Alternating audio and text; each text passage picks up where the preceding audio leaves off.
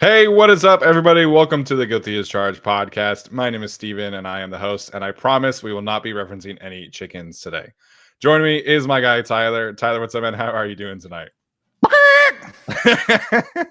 Nice. Nice job. Nice job. So as always, we are going to be diving into our film review of the Chargers and Chiefs game. Really excited to talk about some of the stuff that we are seeing.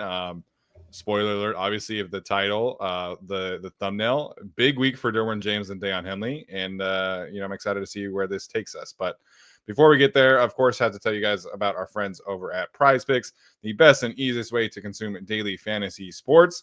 I was talking with a coworker of mine because they've been a little frustrated that their outsourced of gambling has kind of been slow with them recently because betting is not legal in the state of California. And so I had to, of course, selfishly plug Prize Picks, and they were very interested into the idea. They were like asking, "Are you sure you can do this in California?" And I was like, "Yep, I do this every single Sunday before NFL stuff kicks off, and it really is the easiest and best way to access daily fantasy sports. It helps you get some skin in the game, and we cannot recommend it enough. You guys can go to prizepicks.com/guilty. Code guilty at checkout. That is prizepicks.com/guilty for access to that. All right, Tyler, let's dive into our film review. Again, if you're new to the show, we always talk about this on Tuesdays after we watch the All 22. We like to start off with an unsung hero, sometimes a second one if there is an applicable sense. So for you, Tyler, who was an unsung hero, somebody that kind of shined in the darkness, if you will? When I was driving back home, I missed a particular play of this individual's that really was one of maybe 3 or 4 plays that led me to believing not specifically this player overall, but just his physicality and the aggressiveness and even confidence that he played with. I thought an unsung hero of the game, which we saw very early on, but I had missed on one particular drive, was Quentin Johnston's toughness. So we saw the first hit, obviously, on him. Yeah. I watched it 15 different times, and I still don't know how he hung on to it. It was a heck of a play, a heck of a catch. On 3rd and 16, he gets 21, then gets absolutely smacked and folded in half where it could have been a concussion. He could have let the ball go. His knees buckled underneath him. I have no idea how he hung on to that. That was awesome. Then on the touchdown that he had later in the game, and I had missed this, 2 guys run into him, and I thought, maybe he didn't mean it. I don't know. It doesn't seem to be like him. But both guys bounced off of him and ended up on the floor. And he kind of just stood over one of them and looked down at them. And I just thought, like, that's kind of new for Quentin Johnston. Like that's not really him. Like Keenan would do it, That's not really been him. And then later in the game, he gets an opportunity to catch a pretty short pass, runs for 20 yards, and at the very end of it, he lowers his shoulder and knocks a DB into the turf. I'm thinking, where's this? Where did this come from? I don't know if just something got into him after that first hit, because he got up like it was, mostly like it was nothing, even though it would have killed me. Yeah. But I was just very impressed with that particular aspect. Were there contested catch things that didn't go so well? Sure. Was there a play to Davis where Quentin Johnston could have blocked better? Sure. But in several moments in this game, I thought Quentin Johnston showed something that I have not seen from him, maybe at all with the Chargers. And it just piqued my interest. So I had to bring it up. Yeah, the physicality did not go unnoticed. But all of those plays were extremely crucial. And I think, confidence is such a thing for Quentin, right? Like after the drops, in that the Ravens game, right? No. Yes. The Ravens game. You could just tell like the confidence was it was back to his rookie season. And so to have these moments today, or not today, on Sunday, excuse me, I think is really going to help him continue to play well. Again, you mentioned the contested catch things were an issue, but even the defensive pass interference he drew, like that's not a play that Quentin Johnston has made a whole lot. He beats the guy vertically. We've seen him do that. If Justin Herbert were able to just get a little bit more air under that ball, maybe it's a touchdown. Mm-hmm.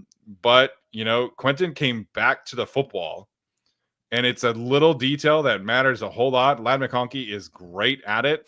And it's not some simple thing. Not every wide receiver is really good at coming back to the football.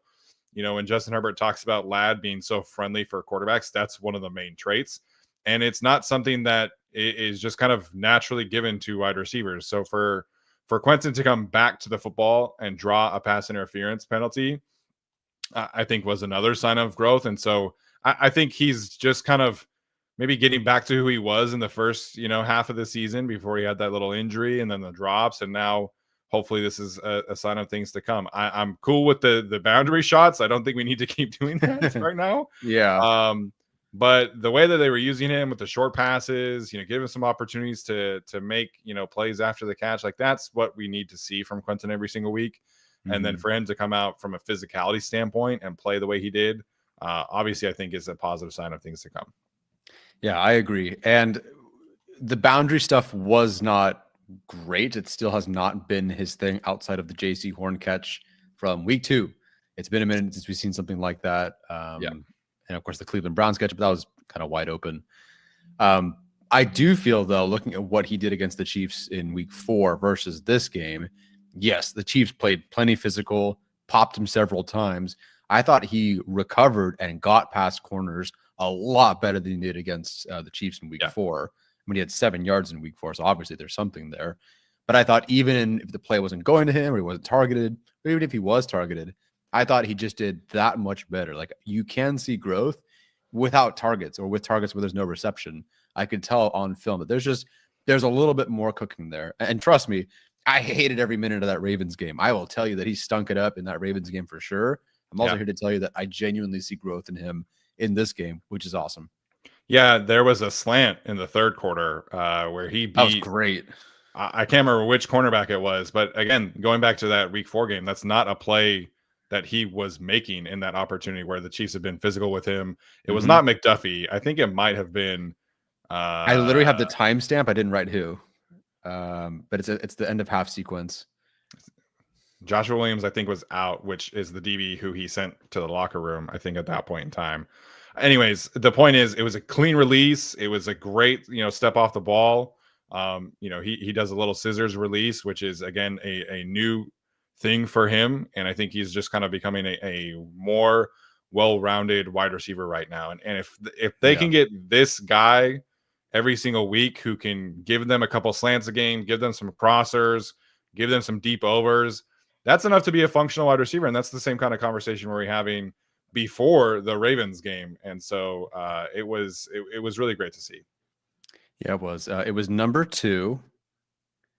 Oh, so that is Joshua Williams. It was Joshua Williams, yeah. Okay. Look at that. I had a freaking timestamp. Y'all don't think I watch film? Hey, look at that right there, man.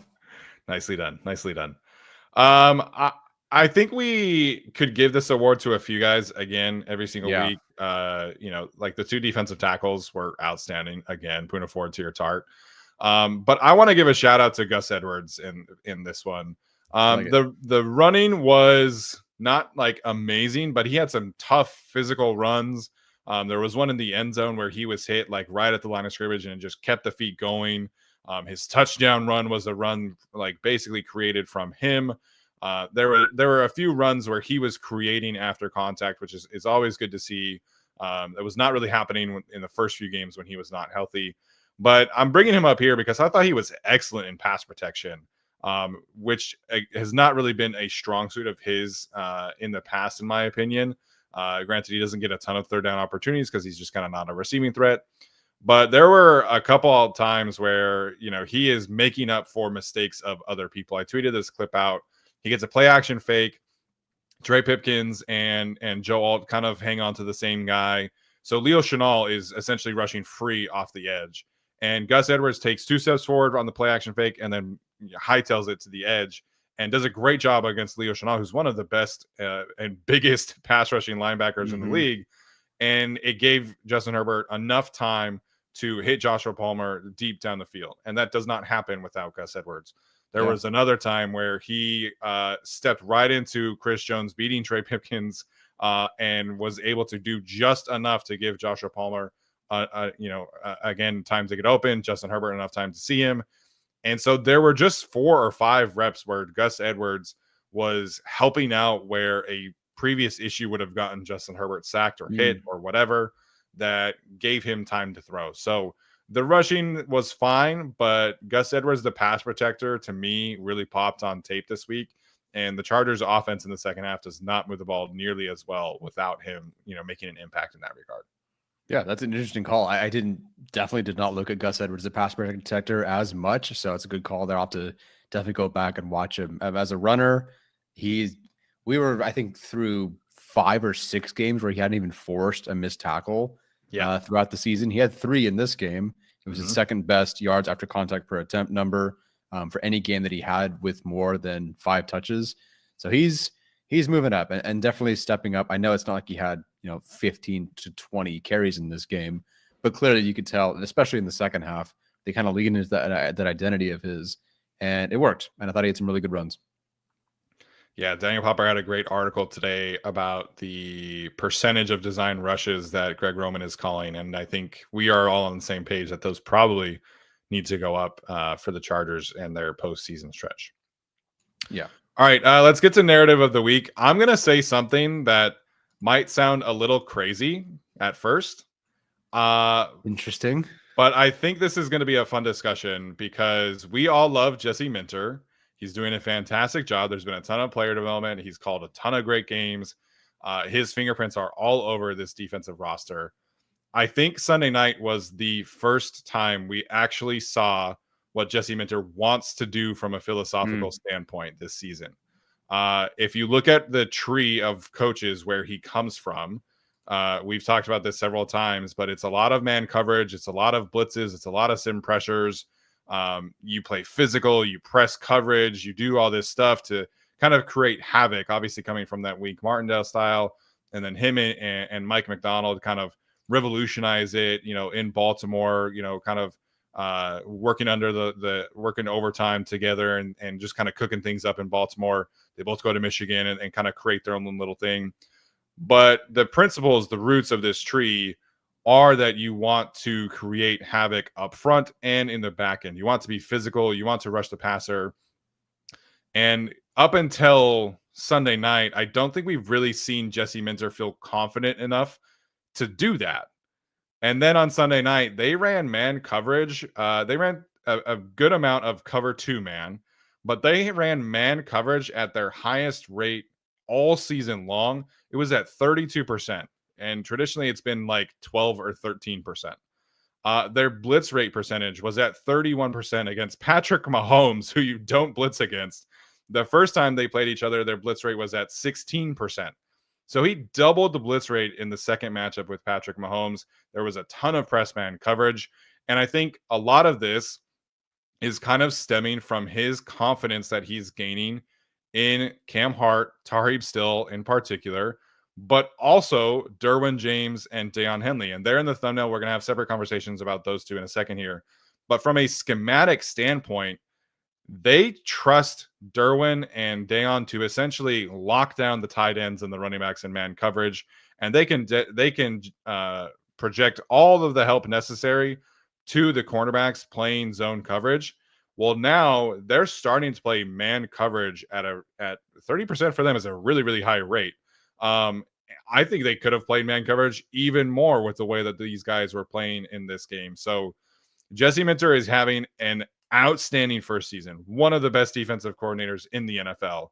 But I think Sunday night was the first time we truly saw what Jesse Minter wants this defense to be like, which is crazy because they're like a top 8 defense in the league.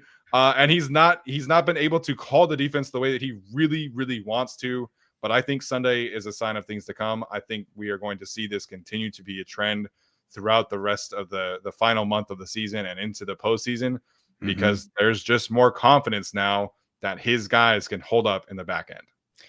It was a ton of fun to watch. Initially in the game, it was definitely that like the pass rush was good. Like Khalil, Joey, Thule, these guys were getting home. And I think, okay, like great. They're manufacturing it there, no problem. But in particular, in the second half, and you had the number, I think it was like 9 blitzes in the second half versus 2 or 3 in the first. At least that was on the recap video that we did after the game. And boy, it was a ton of fun to watch. Derwin and Daiyan in particular, as you mentioned, there's a rep from Daiyan where he gets the quarterback hit, but first he's rushing Creed Humphrey. Creed Humphrey knocks him over to Joe Tooney. So then he's going up against Joe Tooney. He's got to fight through him, and then he's got to go all the way back to hit Mahomes. Just the balance that he has, the aggression that he has is tremendous.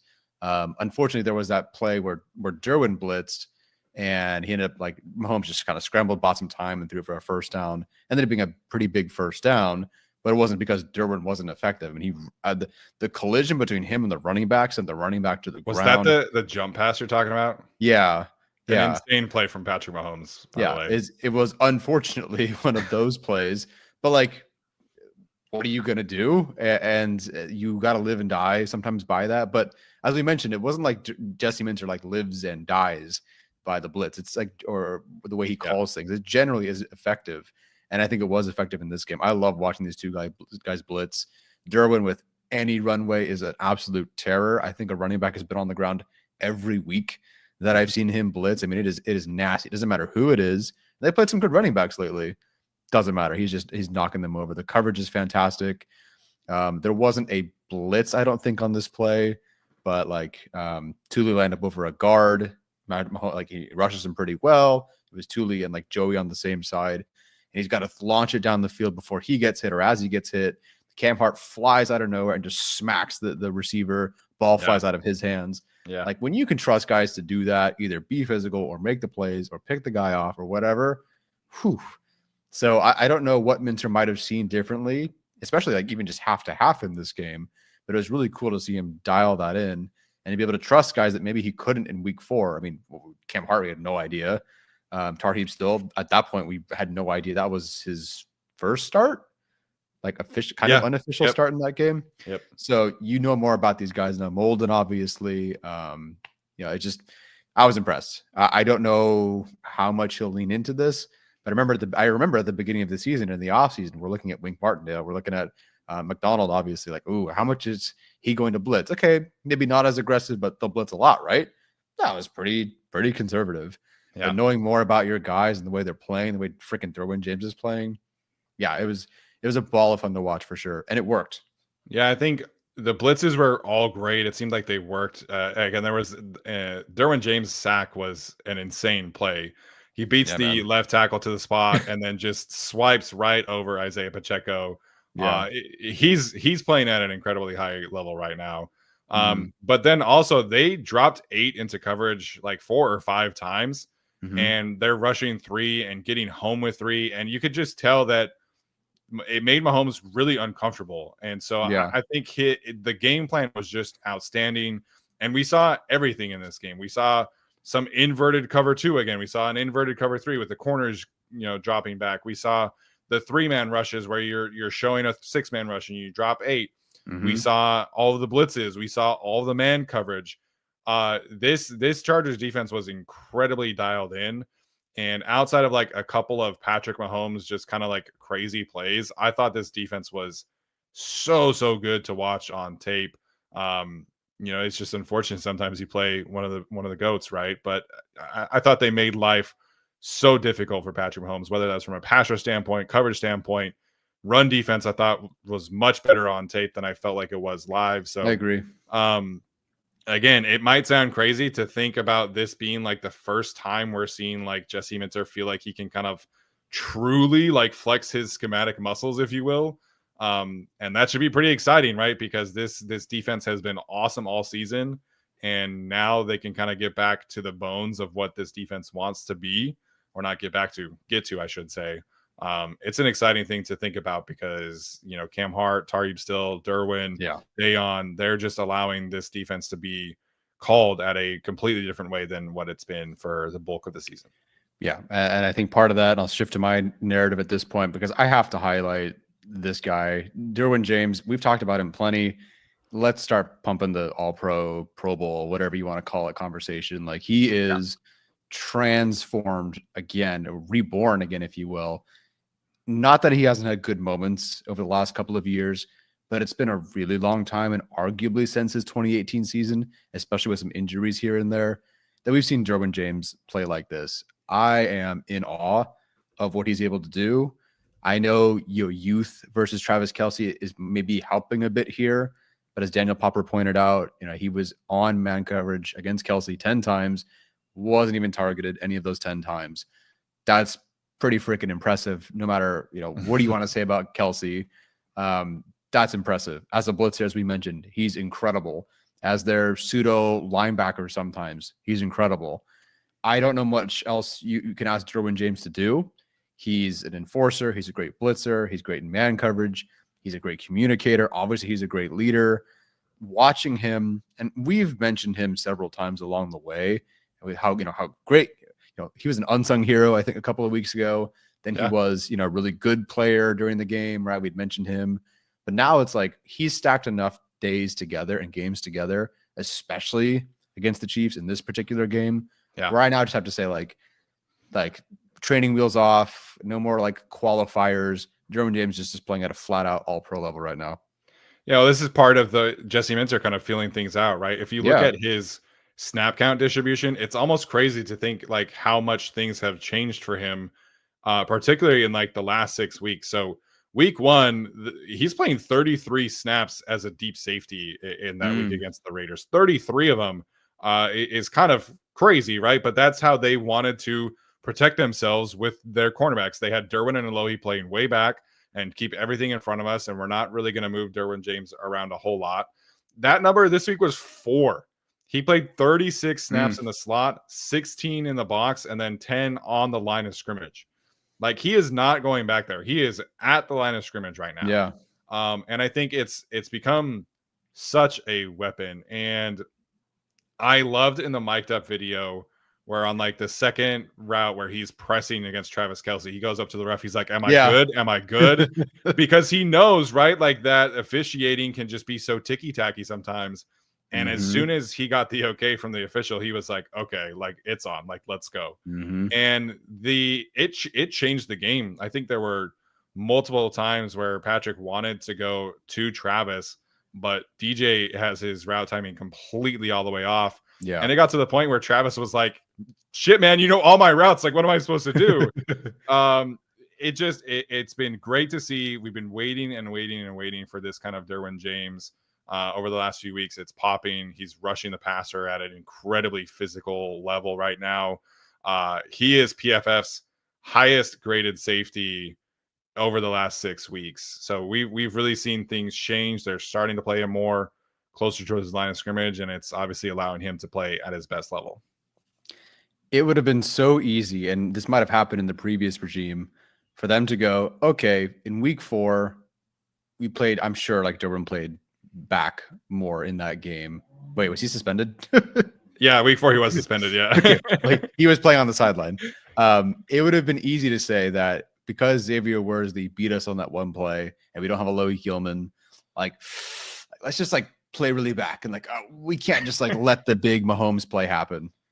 No, they trusted their secondary, as we mentioned and talked about already, and let Derwin play lights out. I mean, I enjoy watching him tremendously. It is very difficult to justify $23 million and I think $25 million the next year. Obviously, things can be reworked. Potentially, they could be reworked. It's a big contract. But if this is the Derwin James you're getting, I mean, he is starting to be that guy that we've been waiting to see for a very long time. I don't know what happened with the Staley era, but this defense, and everyone is playing excellent, of course, but now it's like specifically run through Derwin James almost, and it's just a ball of fun. Yeah, talking about all of that is great. You know, he has 3 sacks in the last 4 weeks, 6 pressures in the last 4 weeks. So they're cranking up that dial again. He's part of the reason why Jesse Minter calls everything. Like, so Brandon Staley comes out and says, like, we're going to feature Derwin James, like he's going to be the key piece of our defense.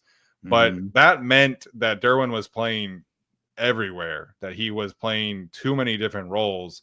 For Jesse Minter, it's let's feature his main strengths, which I think at this point in time are his ability to cover man-to-man and blitz. Yep. And Jesse Minter is like, okay, let's twist those dials up, a few notches. And now Derwin, I think, is playing. I didn't watch 2018 tape all that much. I started watching tape in 2020. Since that point, obviously he was injured in 2020, but to me, the last 6 weeks of Derwin James play is the highest level he's played at from what I have watched on tape. I That's would fair. say, this is from a coverage standpoint, from a playmaking standpoint. It's just been so much fun to watch. And then there's these other plays where they'll stick him as like a cover one robber, where he's just like patrolling in the middle of the field like prime Cam Chancellor. It's so much fun to watch. They're pushing all the right buttons with Derwin James, and he's playing at an incredibly high level. And I agree, at minimum, he should be a Pro Bowl player right now. Yeah. Chargers fans, we got to make sure and go out and vote for this guy. Yeah. Because I think I do agree with you. I think he should be an All-Pro again. So let's do our part and make sure Derwin can get into that Pro Bowl and get that star next to his name on Pro Football Reference. Absolutely. Very good. I loved both of those segments. I was excited to see that we were going to touch on those two things in the narrative of the week. And I think, again, we'll continue to touch on this defense. Not a ton of offense today, but we'll get to some things here. All right. For us, next up is going to be real or fake. So, Tyler, for you, what's your biggest real, or what are you buying this week after watching the tape? Okay, so I guess it's kind of a combination of things. The first, and it's maybe a minimal thing, I actually thought, even the numbers don't back this up, but honestly, watching the Chargers on offense in the first half, I thought they were better than I thought. It's weird to say that they were better when they also had 0 points, but they did move down the field. And I thought, in general, I thought they were better. Unfortunately, even with an 8-yard run, there was a holding call, or with this run, there was an ineligible man downfield, that sort of thing. So that was kind of unfortunate, but I thought they were better in the first half. But in the second half, they really were able to lean into what seems to be the core values of the offense outside of like Herbert good. And it was nice to see them lean into those things in a way that felt like it boosted both confidence and aggression at the same time. And in some respects, execution. I don't know, how they've adjusted game to game, but it really didn't. Obviously, we've been calling for them to run any bit more. Again, we're not asking them to run 50 times a game. We're not all about that.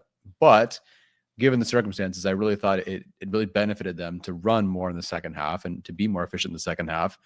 And I believe they were, I don't know what it is after Monday Night Football now, but 4th or 5th in second half EPA, which I believe is the best they've been all season.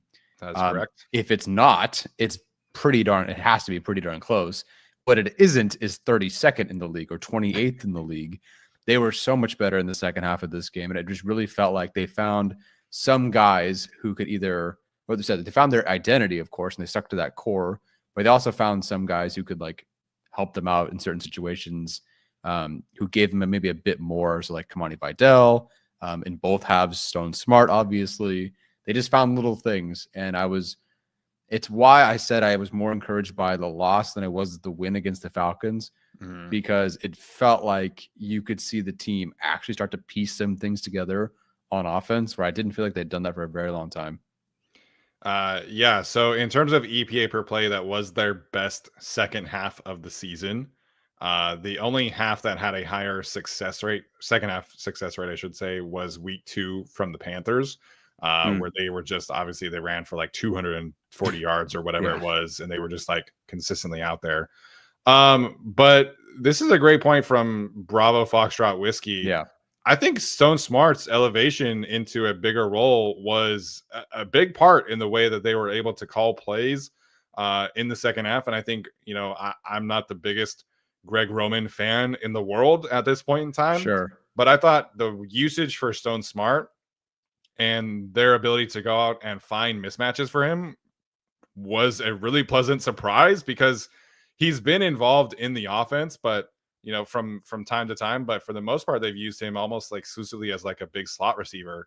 Well, they put him in line and had him running corner routes and post routes and overs, and Justin Herbert hit him 2 or 3 times. And it was great to see. I think it's an added element that they have not had quite yet. And so if you're looking forward towards potential draft targets, like I think getting a better version, a juiced up version of like a Stone Smart would be great, because I think it just kind of adds a different element to that. So he could have been an unsung hero. I feel like we talked about him during the Sunday night though, but I thought his play really changed things for how they could potentially call. And that's not to say that Will Dissly has been bad. He's already surpassed all of his career highs in receiving. But it's different, right? Like you're not running corner routes with Will Dissly and throwing him the football. It's just kind of not how they've been using him, and it's not what he does best. So I thought Stone Smart's usage was a big key in how they were able to move the football in the second half. Yeah, with Will Dissly, obviously you have the blocking ability, and they've thrown, especially like a couple like week stretch there where they were hitting him down the seam like 3 or 4 times, and very effective in doing so. But that's maybe like a once a play, a once a game sort of thing. With Stone Smart, you really could feel everything. Blocking, sure, isn't maybe the strongest suit, but fine. The corner route, the first one that he ran, the first one was like a fade or something to the right sideline. Second one was more of a corner route. They were, I believe, all 3 catches he was motioned before he caught the pass as well. So they're finding mismatches there. It's an element that they just haven't had. They were hoping Hayden Hurst was that guy. It's not working with him. It didn't work with him. So, okay, you bring up Tucker Fisk. Okay, so that will elevate your run game for sure. Unfortunately, Tucker Fisk, love him, not a pass catcher. No one will mistake. He's a worse pass catcher than Scott Matlock right now. That's probably accurate, unfortunately. So getting someone like Stone Smart out there really does something different for your offense. Is it maybe what they want to do every week? Will Stone Smart get 54 yards every week? Probably not. But even just a couple plays here and there, because in the third play, it was like a short catch that he got 9 yards and a first down out of. Yeah. So just a bit of everything. Like Will Dissly, Tucker Fisk, again, God love him. Generally on those short plays, it's like, please run forward. And hey, to Will Dissly's credit, he's got a lot of first downs on, running 6 miles an hour or whatever. But Stone Smart can actually give you something, and he can push vertically. Got to start using him more. We were pretty excited that we were right to have Stone Smart making the roster. But that was kind of the extent of it. We thought, okay, he's developed, he's been developing over the last couple of years. He can contribute on special teams. Awesome. And they just kind of seemed like they felt like that was all it was to him, or was for them. And now he's contributing, at least in this game. And I hope he does moving forward. He'll have to now, unfortunately. Yeah, I mean, we were curious about his usage on offense, but one of the main reasons was we were thinking he would make the roster was special teams, and he's still being a core 4 special teams player for them. But to see him double his reception total in one game, I think hopefully can give them just a different level of juice. And Will Dissly is potentially going to miss a couple of weeks, according to Jordan Schultz. So we'll have to see what happens there. It did not look good live. It did not look good on the film watching, either words.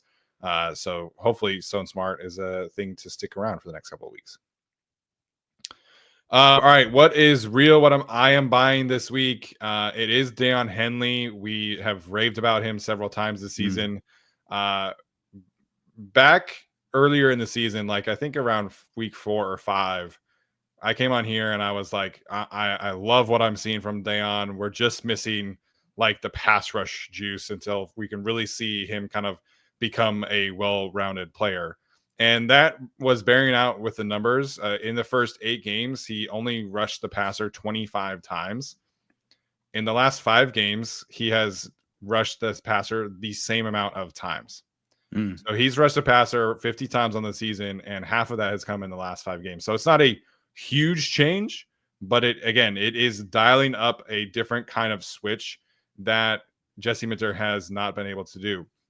Over the last 5 games, in those rushes, he has registered his first career sack, which was that great, jump over the blocker, chase down sack play, which probably could have been Thule's sack if he really wanted it to be, but I digress. But he's also registered 4 different quarterback hits.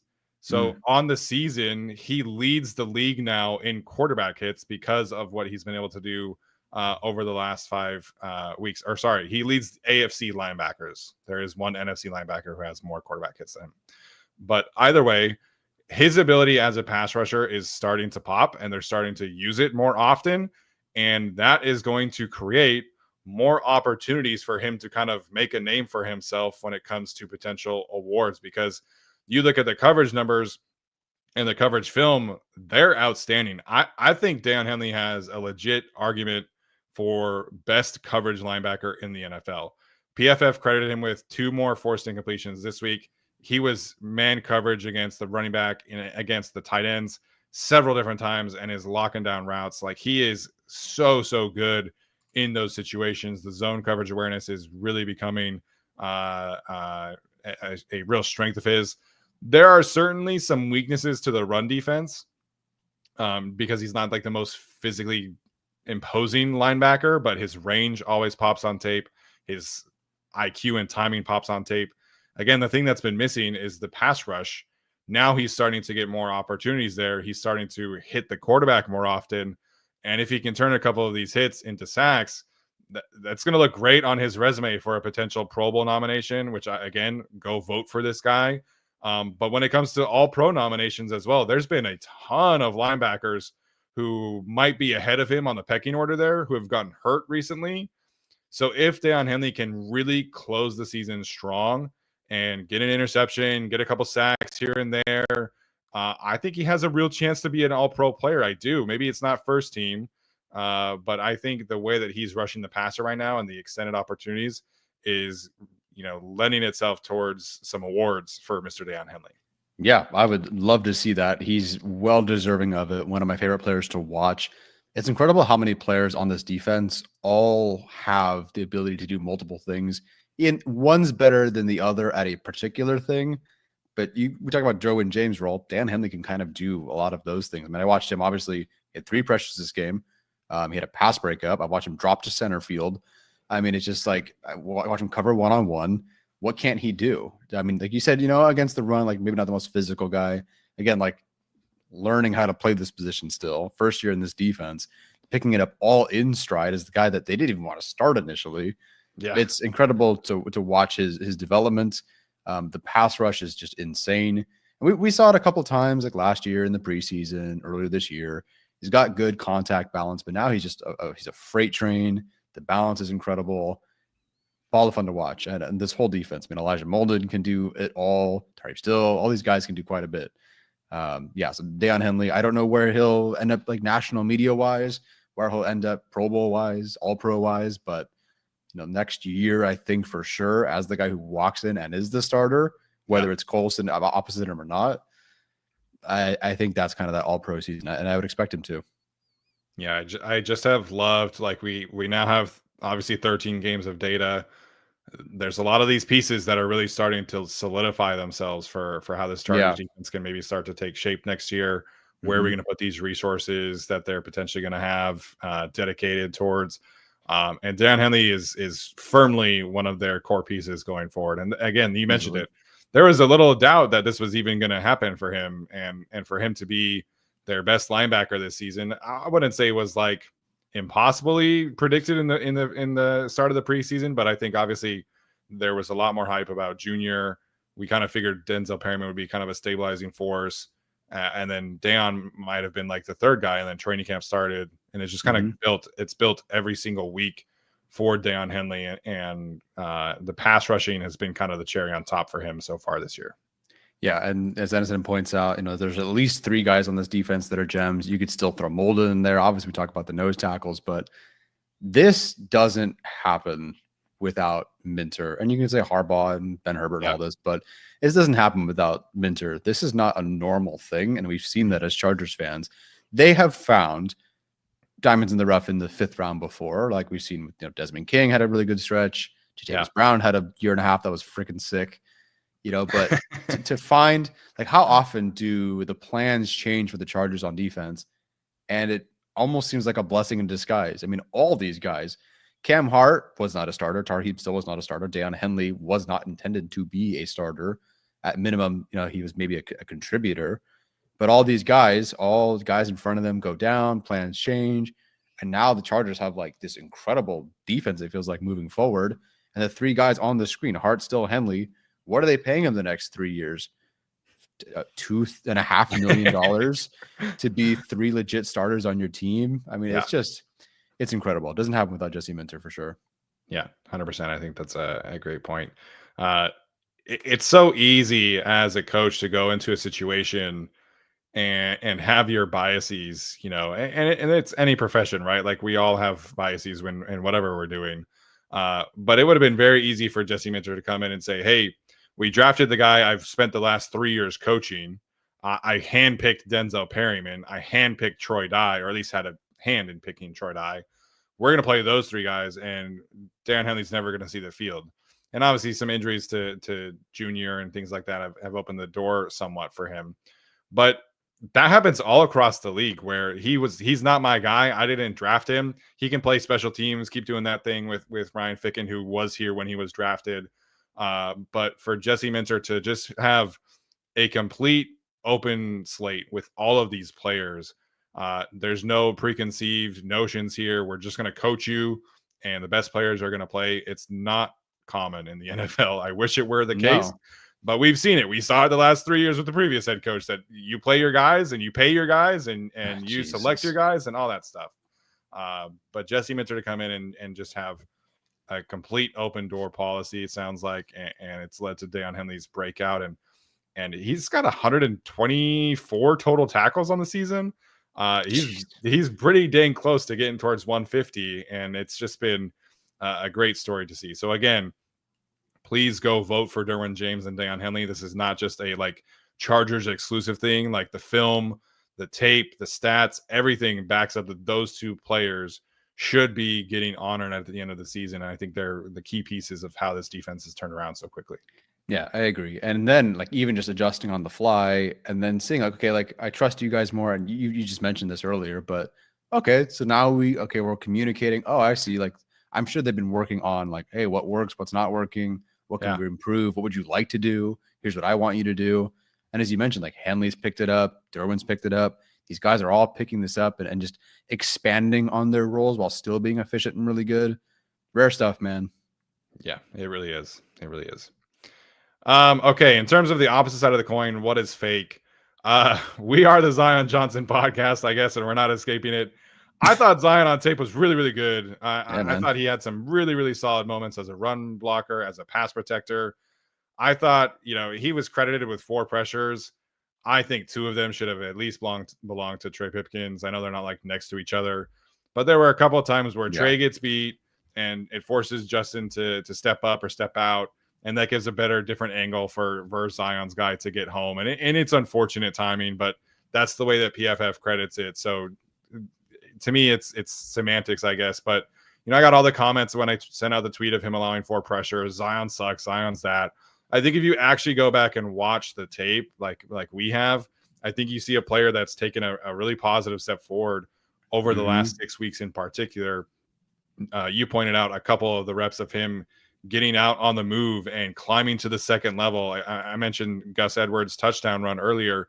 That doesn't happen without Zion Johnson just knocking Nick Bolton back 3-4 yards off the ball. So I know it's not a popular take. I know the numbers didn't necessarily match up with it, but I was really impressed with what Zion Johnson put on tape. I thought he played pretty well. Yeah, I hated that the sack was attributed to him. The more than 3 seconds, clearly like Pipkins loses initially. So that changes everything. So Herbert has to move, and Zion cannot see that. He's, I don't know, facing the other direction. The defender across from him can. So that changes where he's rushing from, which changes everything. And then after 3 seconds, then Zion gives up that sack. Wharton, it was a pretty good shed, of course, but it just kind of changes things. So I hated that they ended up having a sack like the third to last play of the game, but it is what it is. Otherwise, thought he was awesome. Thought he has continued to play very, very well. The run blocking, of course, like him and Slater, it's just it's poetry in motion watching those 2 guys on the left side. And we've said it all year that Rashawn Slater's good, but like every time I watch him, it's like, yeah, he's really, really good. Zion, same thing. I thought there was one particular play on Bolton. They ran a lot of wide stuff this past game, and some of it there were some holding issues. They've struggled with it a little bit because either Bozeman can't like seal off that last guy, or Joe Walt can't seal off someone from the backside. But you watch Zion and Rashawn Slater, it's rarely their fault. And that play where he blocks Bolton like 15 yards down the field, like just could not escape Zion. It was incredible. So yeah, I thought Zion's been playing really good football. Bummer about the numbers, but I disagree. I didn't specifically go and chart the game for any of these guys, but there's no way in my brain that Trey was the guy who allowed 2 pressures just based on watching that game. Yeah, it's unfortunate. We were obviously believers in Trey being re-signed and playing tackle for this team, but it was a rough watch on from Sunday's performance against Chris Jones in particular, and Wharton got him a couple of times. Yeah. He has some good moments. I don't want to make it to seem like he's just like a flat out awful player. He had a couple good reps against Chris Jones. I thought really kind of maybe stand up a bit. But it's tough. Like, I think he's very clearly the weak link of the four right now, which is kind of sad to say because Bradley Bozeman has not been, a super shining star either. But it's also not his natural position, as I will continue to point out. I did notice that they put Jamari Sawyer in, obviously, on a couple short yardage situations. They did also bring him in on a play action fake. So Jamari played 3 snaps on Sunday night, and one of them was a different kind of concept than what they've been doing recently. So potentially something to keep an eye on there. But I thought Zion and Rashawn and Joe were outstanding. And it's just like they just need that right guard to get right. No pun intended, I guess. Yeah. And they're set, man. Like Joe Alt and Rashawn were so good on Sunday. There's all these clips of just like, they take an anchor and like these other edge rushers just have no chance. Again, George Karlaftis is a good player, and he didn't touch Justin Herbert whenever he was going up against Joe Alt. Charles Omenihu played in this game, and I think his one good play was on a stunt where he was ended up rushing against Bradley Bozeman. So the 2 tackles again were outstanding, and I thought Zion was right there with him.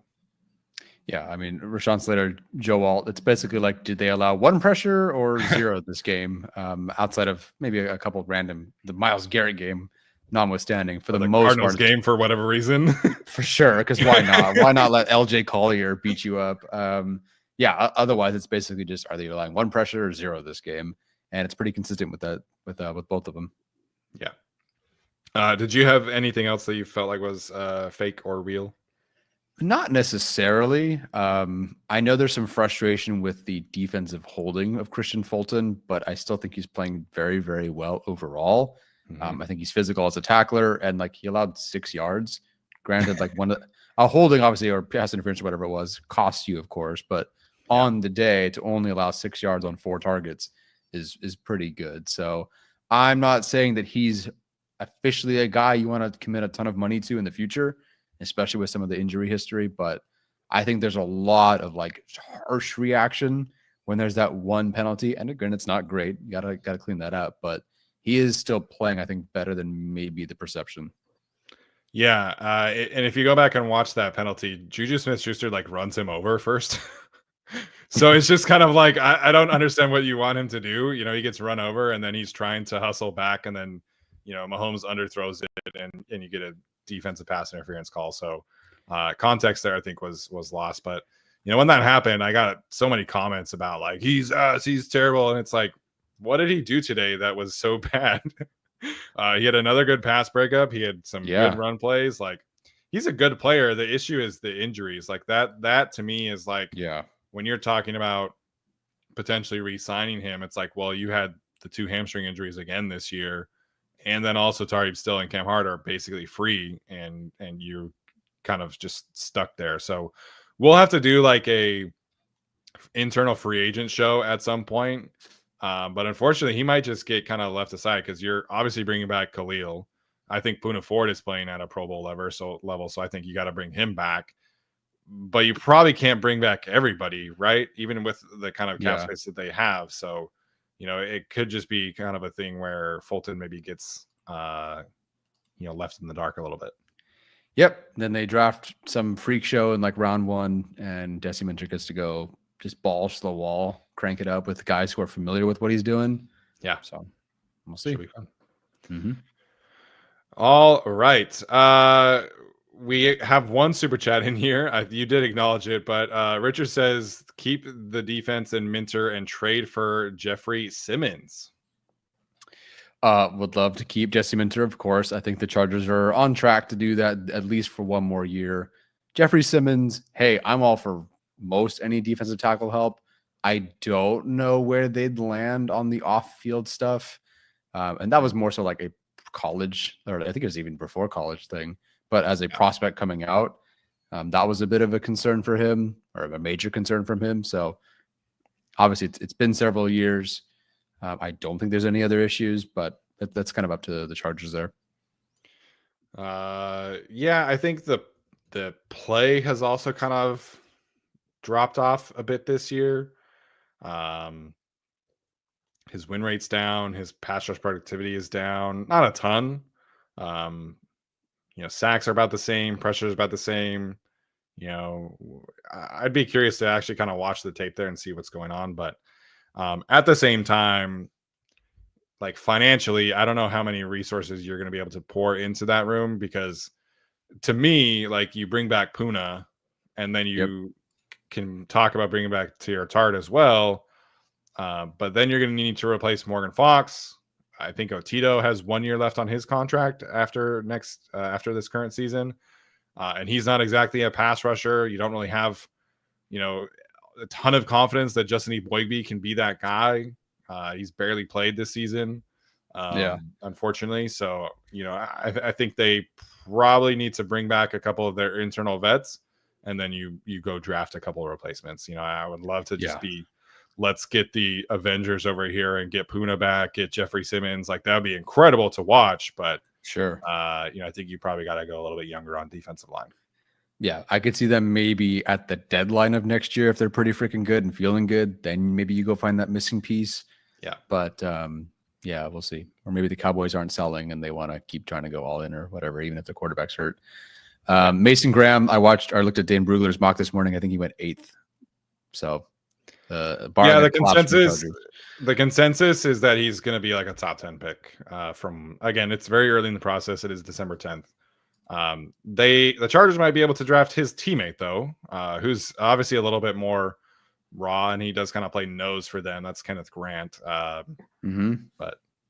there's some other defensive tackles. Dane Brugler said that defensive tackle specifically, is the best position in this draft, and this is a great tight end class. It sounds like it's a great cornerback class. It's a great tight end class. So for Dane to say he loves the defensive tackle group that much, it sets up nicely for what the Chargers need.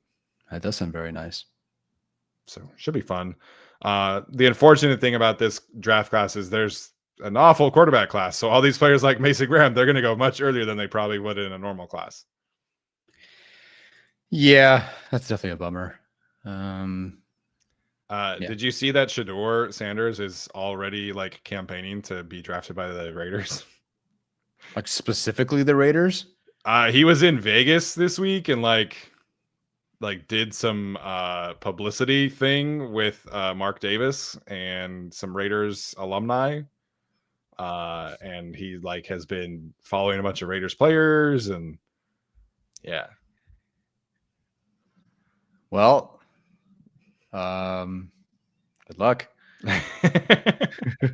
I mean, I'd love to throw to Brock Bowers too. Don't get me wrong. Yeah. That's not the worst thing. I think some pieces, but yeah. All right. Sure, man. Yeah. All righty. That is going to do it for us. Good chat tonight. I know we didn't acknowledge a ton of things, but we appreciate you guys. We'll be back on Thursday for our preview show of the Chargers and Buccaneers game. Very interesting game. Antoine Winfield is not going to be playing. He's going to be on injury reserve. So that's going to be interesting to watch how that plays out. But very different team, I think, than what the Chargers have been playing recently. So I'm excited to dive into the Buccaneers game. Tyler, any final thoughts before we head out? No final thoughts. I'm excited for this game. I might be there. So if they lose, sorry. I think they'll bounce back. We'll get to our predictions and stuff like that. But I think Jim Harbaugh's team has shown that they can respond when it comes to a loss. So, and they'll be back at home. They've had some away games. Now they're back at home. Yeah. Pretty fun. Mm-hmm. All right, you guys. Appreciate you so much for tuning in. As always, make sure to like, subscribe, comment, rate, and review wherever you're listening. Tell a friend. All that good stuff does help continue to grow the show. This has been another episode of the Guilty as Charged podcast. As always, bolt up.